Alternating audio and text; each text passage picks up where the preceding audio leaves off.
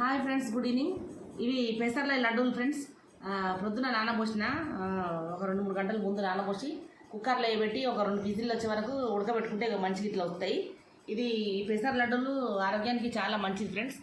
తర్వాత ఉడికిన తర్వాత కొంచెం బెల్లమును ఇలాచి పౌడర్ జల్లి ఇట్లా లడ్డూలు చేసుకోవాలి ఫ్రెండ్స్. ఇవి చిన్నపిల్లలకు మనం బయట నుండి స్నాక్స్ తెచ్చుకోకుండా ఇట్లా ఇంట్లో రెడీ చేసుకోవాలి. ఇట్లా మా అమ్మమ్మ చేసేది ఫ్రెండ్స్. ఓకేనా, నేను మా అమ్మమ్మ దగ్గరనే ఉండేది ఎక్కువ. సాయంత్రం ఏంటంటే ఇలాంటి ముద్దలు అన్ని రకాలు మొత్తం ముద్దలు ఏమైనా చేసి ఇచ్చేది అమ్మమ్మ. ఓకేనా, ఇట్లా చేసుకోండి.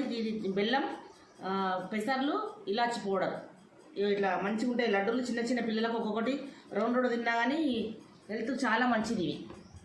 ఓకేనా ఫ్రెండ్స్, బాయ్.